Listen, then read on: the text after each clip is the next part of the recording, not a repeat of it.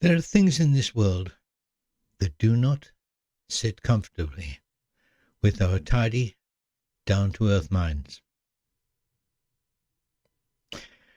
We like our explanations to be solid, sensible, labelled and filed away. We like to believe that if something happens, there must be a mechanism behind it. A cause we can point to. A reason we can weigh and measure. And yet, across a long life and across the lives of those who came before us, certain moments stand apart. They resist explanation. They linger. They whisper.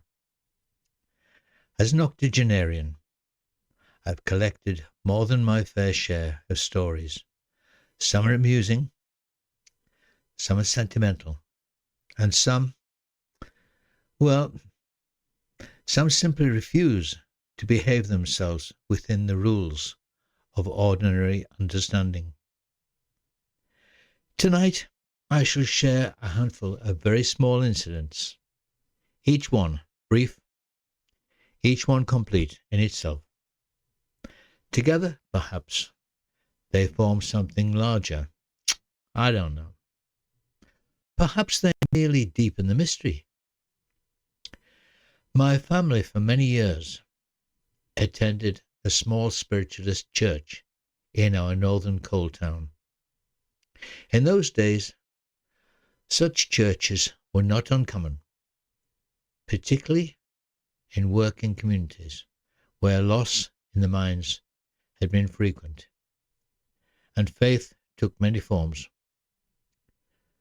My mother told me that whilst I was still a babe in arms, she took me with her to a meeting at the spiritualist church. She approached the building on a perfectly ordinary evening. The door was open. She stepped forward to enter, and the moment she crossed the threshold, I began screaming. No whimpering, no fussing, screaming. Startled, she stepped back onto the pavement. Instant silence. She tried again, perhaps thinking I had been startled by a draught or a sudden noise. Once more, as she crossed into the church, I erupted in piercing distress. Back outside. Silence. This happened several times. Each time she stepped in, chaos. Each time she stepped out, calm. In the end, the visit had to be abandoned. Whatever business the spirits had inside that evening, it seemed they did not wish for me to attend. The reason for my reaction was never known. My family possessed many such stories.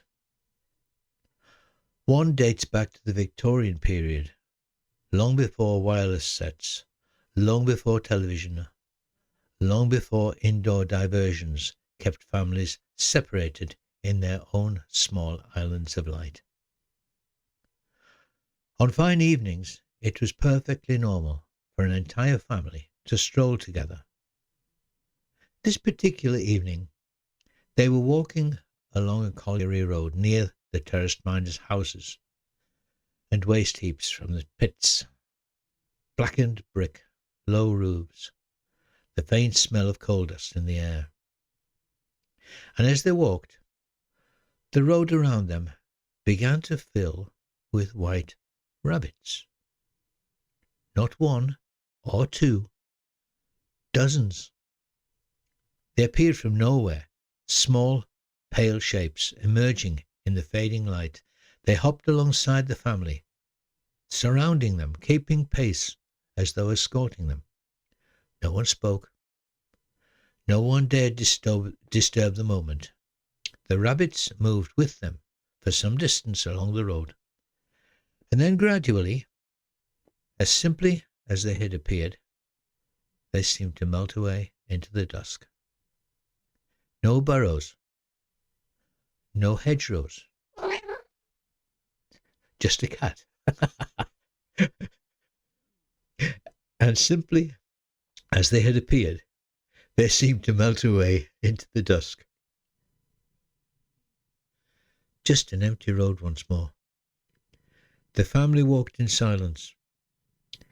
It became one of those stories told in low voices long after. There's another account from that same branch of the family, one quite improbable, but that is a tale for another evening. Not all such moments belong solely to my bloodline. When I was serving my apprenticeship, I worked in a television repair shop. My colleague lived in a Victorian flat above the actual sales shop, not the workshop of my paint tin misadventure. This was another building, nearer to the main street in the town. His wife, Irene, was a sensible woman, not prone to dramatics. One afternoon, she burst into the workshop. She was pale, quite flustered, her composure shaken. She had opened the door of the oven in her kitchen, and from inside she heard a voice. Not a mechanical hum, not a crackle, a voice. We did what practical young men do in such circumstances. We ran across the yard from the workshop and ran upstairs, determined to expose faulty wiring, echoing pipes, some rational cause. We stood there in that small kitchen and waited. And from within the oven, unmistakably, came a voice. It did not speak long. It did not deliver prophecy or warning. It was simply there. Then it ceased. It never happened again. The oven functioned perfectly well thereafter. No loose components, no hidden radios, no neighbour's prank. Just that one afternoon when something spoke from where no voice ought to be. Then there's the story that unsettles me the most because it touches those closest to me. My father-in-law was not a fanciful man. He was both a scientist and a medical doctor, a rational thinker, devoted to evidence and measurable fact. In the 1960s, he was working with his family in Uganda on a project eliminating mosquitoes along part of the Nile. Dangerous work in difficult terrain. During that time, the family were involved in a serious road accident. He was not so badly injured, but waited at the roadside for hours before help arrived for his wife and his daughter. It was soldiers, troops under the regime of the Ugandan dictator Idi Amin, who eventually found them and rushed them to hospital. My wife's mother had died in the accident. My wife herself lay unconscious in a hospital bed, badly injured, unaware of her mother's passing. She woke some time later, and there, standing at the bottom left of her bed, was her mother. She wore a full-length white gossamer dress, not hospital attire, not the clothes she had worn that day. Something light, almost luminous. My wife spoke little. There was no long exchange, no dramatic farewell, simply a presence.